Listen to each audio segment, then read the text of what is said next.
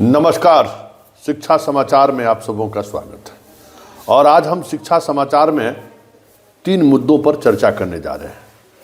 पहला मुद्दा तो मालूम हो ही गया होगा आप लोगों को कि सक्षमता 3 और सक्षमता 5 वाले जो शिक्षक परीक्षा पास किए हैं उनके काउंसलिंग का डेट निकाल दिया गया।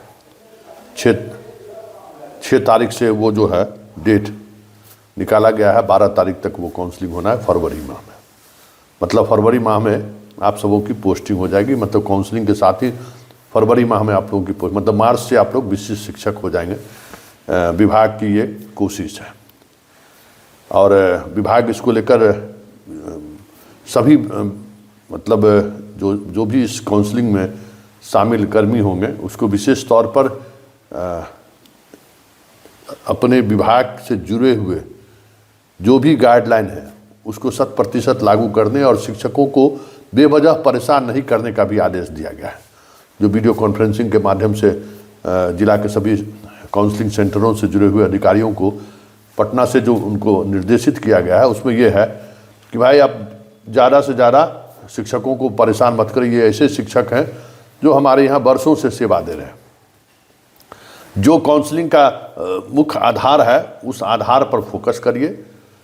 डॉक्यूमेंट्स को लेकर जो अनिवार्य है उसको 100% लागू कीजिए। ये सारी चीज़ें जो हैं आपको किसी भी परिस्थिति में ये आप सुनिश्चित करिए कि शिक्षकों को बेवजह हम परेशान नहीं करें। काउंसलिंग में बहुत सारा थंब इम्प्रेशन नहीं मिलता है, बहुत सारे के चेहरा फेस इसमें प्रॉब्लम हो रहा है। तो वो सारी चीज़ें आप गहनता से मतलब रिजेक्ट करने से पहले या पटना की सूचना देने से पहले आप उसको खुद गहनता से उस पर ये देख लें। सारे लोगों को कहा गया कि बेवजह छोटी सी भी बात कुछ हुई तो पटना रेफर मत करिए। तो काउंसलिंग में इस बार पहले से अधिक पारदर्शिता बरतने का आदेश दिया गया है। काउंसलिंग में बेवजह शिक्षकों को आप परेशान न करें, ये आदेशित किया गया है। साथ ही काउंसलिंग में जो डॉक्यूमेंट्स दी जा रही है या दी गई है उसको किस तरीके से वेरीफाई करना है वो भी एक निर्देश दिया। पहले की तरह पहले वाले में कुछ त्रुटियां सामने आई थी कि भाई साइबर कैफ़े से कुछ शिक्षक लोग अपना डॉक्यूमेंट्स दे दिया और गलत डॉक्यूमेंट्स दे दिए। तो उसमें क्या हो सकता है उनसे, क्योंकि भाई कोई भी शिक्षक आपके यहाँ आया है तो 8 साल 10 साल 15 साल से आपके यहाँ सेवा दे रहे हैं। सेवा के दौरान कई बार वेरिफिकेशन भी उनका हुआ है। इसलिए उस चीज़ को नज़रअंदाज मत करिए। और जिला के लोगों को पता है कि हमारे यहाँ शिक्षकों का क्या मतलब, जिस जिला सबको अपने जिला में काउंसलिंग होना है तो वो पता है कि काउंसलिंग में जो टीचर आ रहे हैं वो टीचर किस तरीके के हैं। जिला के जो डीपीओ हैं या शिक्षा पदाधिकारी हैं, प्रखंड शिक्षा पदाधिकारी हैं, सबको मालूम है शिक्षकों का कैसे नियुक्ति हुई है, नियुक्ति के दौरान किस किस स्तर पर जांच हुआ है। और अधिकांश टीचर एक को वो लोग पहचानते भी हैं। प्रखंड स्तर के शिक्षक, संकुल स्तर के शिक्षक एक दूसरे को पहचानते भी हैं कि कितने दिनों से ये शिक्षा का कामकाज देख रहे हैं। तो ये सारी बातें अनिवार्यतः ध्यान रखनी है ताकि काउंसलिंग में बेवजह शिक्षकों को परेशान न किया जाए। ये एक बड़ा निर्देश विभाग की तरफ से है कि ये सुनिश्चित करिए कि ये जो व्यक्ति सामने है वही व्यक्ति परीक्षा में शामिल हुआ है और जिस व्यक्ति का रिजल्ट निकला है उसी व्यक्ति का काउंसलिंग हो रहा है। मुख्य फोकस इस बात पे करनी है और उसी आधार पर काउंसलिंग को प्रमुखता से ससमय पूरा करना है। तो काउंसलिंग को लेकर तैयारी 1 तैयारी 3 के लेकर है। कुछ काउंसलिंग में भाषा को लेकर समस्याएं हुई थी तो तैयारी 1 वाले का तो समाधान हो गया था, तैयारी 2 वाले का समाधान नहीं हुआ था। वो अभी भी वो समस्याएं चली आ रही है। तो उसको लेकर भी विभाग फैसला लेने वाली है कि उसका क्या किया जाए, क्योंकि भाषा को लेकर भरने में शिक्षकों ने गलती की थी। रिजल्ट आ गया, रिजल्ट आने के बाद ये समस्याएं सामने आई तो उसका क्या समाधान हो सकता है, इस मुद्दे पर भी जो है सरकार मतलब शिक्षा विभाग जल्द फैसला लेगी कि भाई वैसे शिक्षकों को फिर से काउंसलिंग में मौका दिया जाए या इसी में काउंसलिंग में उनको कैसे शामिल किया जाए। इस पर अंतिम निर्णय हमें लगता है कि जल्द ले लेगा विभाग। उस पर प्रोसेस चल रहा है और किसी भी समय ये बात तय हो जाएगी कि उसका TRE, क्योंकि TRE 5 में भी फॉर्म भरे नहीं हैं, उसको जिस तरीके की समस्याएं हुई हैं, तो वो निर्णय अभी फिलहाल आप इंतजार कीजिए। हो सकता है 6 के 12 के बीच आप लोगों का भी काउंसलिंग का कोई तारीख निर्धारित कर दिया जाए। विभाग उस पर विचार कर रही है।